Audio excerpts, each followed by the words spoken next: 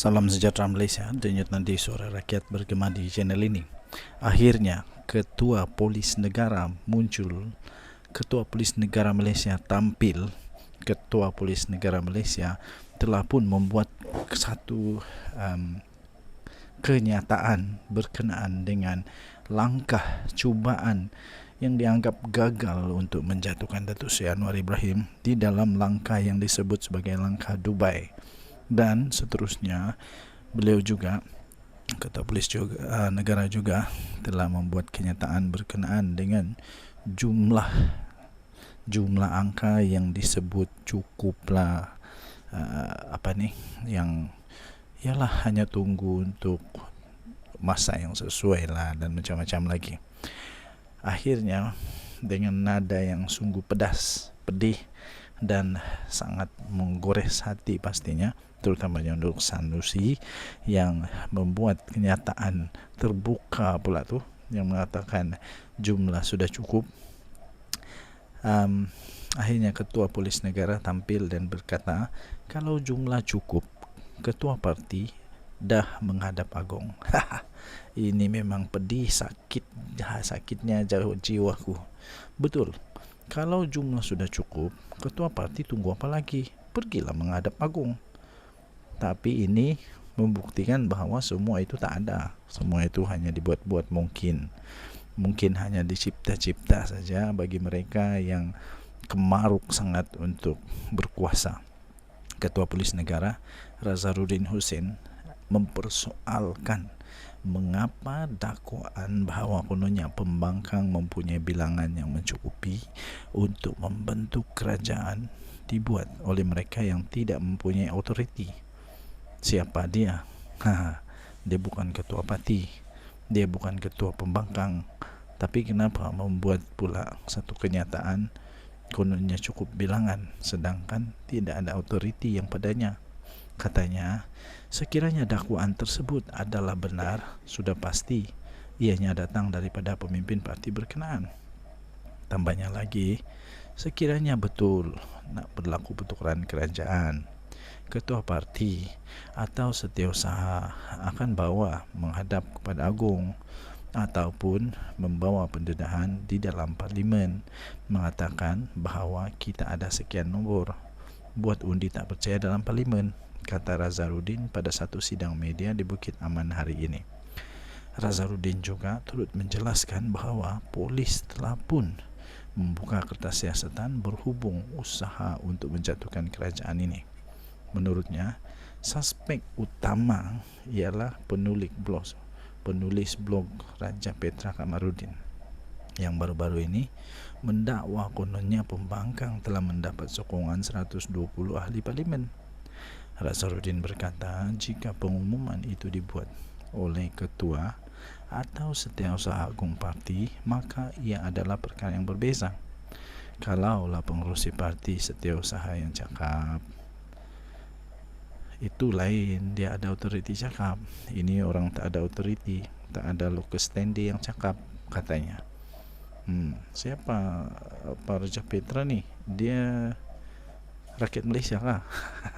Dia berkata dakwaan sedemikian hanya akan mengganggu gugat kestabilan negara, malah boleh menakutkan kemasukan pelabur asing. Terdahulu yang di-Pertuan Agong Al-Sultan Abdullah Rayatuddin Al-Mustafa Billah Shah pada hari ini bertitah bahawa baginda tidak akan terlibat dalam percaturan politik.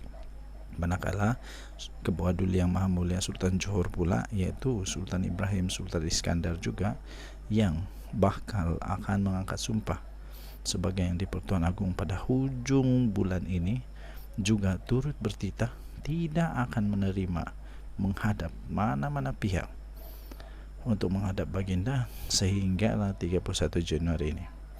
Manakala Parlimen pula akan bersidang pada penghujung Februari. Denyut nadi suara rakyat bergema di channel ini. Jangan lupa tekan butang subscribe, like dan share. Bye-bye. Salam sejahtera Malaysia, denyut nadi suara rakyat bergema di channel ini. Apa kabar tuan-tuan dan puan-puan yang dihormati sekalian? Minggu ini minggu kedua kita di dalam tahun 2024.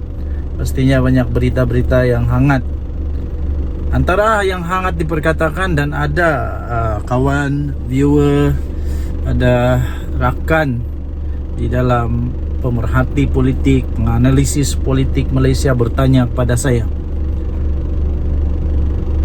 bagus tangkaplah Raja Petra Kamarudin itu. Itu mungkin nada dia yang marah, tapi akhirnya saya berjaya tenangkan dia. Saya kata bukan senang untuk tangkap Raja Petra Kamarudin, sebab dia ini gelendangan, pelarian politik, pelarian yang terpaksa merempat di negara orang kerana dia takut untuk balik Malaysia, saya kata. Dan dia berada di saya tidak pasti kalau dia dapat suaka atau tidak. Tapi untuk tangkap dia itu bukan mudah, perlu banyak proses. Tapi saya setuju kalau dia boleh ditangkap mengikut undang-undang, boleh ditangkap mengikut luras undang-undang, dan kalau diberikan kuasa penuh kepada PDRM untuk tangkap dia, saya setuju, tangkaplah. Sebab kenapa? PDRM dah lama tunggu dia ni balik Malaysia untuk dibicarakan untuk kes-kes tertentu. Bukan dibicarakan saja, tapi untuk disiasat, memberi keterangan dan sebagainya. Tapi oleh kerana dia tak balik Malaysia, entah kenapa dia takut balik Malaysia, hanya orang yang bersalah yang takut balik rumah. Home is the best place, the safest place, should be. Sepatutnya rumah itu adalah tempat yang paling selamat. Negara sendiri adalah tempat paling selamat, kecuali kalau Raja Petra Kamarudin pernah buat tai dekat Malaysia lah. Kalau dia pernah buat hal dekat Malaysia, mungkin dia takut lah balik Malaysia. Dia takut kena tangkap kah, kena saman kah, kena dakwa kah, mungkin dia takut lah. Tapi kalaulah dia boleh balik Malaysia, saya fikir banyak persoalan-persoalan, banyak siasatan yang boleh dilakukan terhadap beliau. Di antaranya yang paling hangat sekarang ini, malah bukan saja hangat, hangit.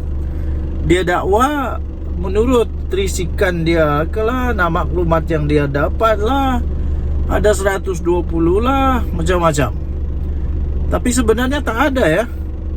Baru sebentar tadi saya baca satu lagi tajuk artikel. Ini Ketua Polis Negara, IGP sendiri yang tampil dan mengatakan kalau memang betul sudah cukup nombor, sudah cukup angka, sudah cukup MP, sudah cukup sokongan, mereka pastinya sudah menghadap di Pertuan Agong, kata Ketua Polis Negara. Maksudnya tak ada. Jadi Raja Petra ni seolah-olah dia ni pembohong nombor 1 dunia, bertaraf dunia dah. Bukan bertaraf Malaysia, bertaraf dunia. Kerana dia bukan di Malaysia, jadi dia bertaraf dunia lah. Memang hebat lah. Tapi banyak-banyak perkara yang bertaraf dunia, yang tak baik-baik, elakkanlah. Apa yang menariknya kalau jadi pemfitnah, pembohong nombor 1 dunia? Tak ada orang yang bangga pun, malah orang benci adalah. Jadi pada pendapat saya, betul lah apa yang kawan cakap, apa yang saya ditanya itu. Tangkap sajalah kayak apa ni, Raja Petra Kamarudin, tangkap saja. Tapi janganlah marah ikut perasaan, jangan buat keputusan ikut emosi, jangan buat keputusan waktu marah. Sebab selalunya keputusan yang dibuat masa marah, masa ikut emosi itu keputusan yang tak berapa nak elok lah.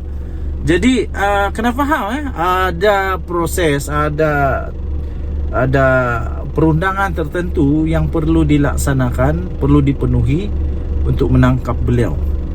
Jadi dia masih lagi boleh disebut sebagai gelendangan, gelendangan kerana dia tak balik-balik rumah. Kesian jugalah, kesian juga. Tapi itulah, siapa suruh orang Sabah bilang kotor padan muka lah. Siapa suruh buat perkara yang tak betul, yang langgar undang-undang, akhirnya siapa yang susah? Okay, so bersabar, sabar semua yang marah-marah tu sabar. Semuanya pasti ada masanya. Kita jumpa lagi, bye-bye.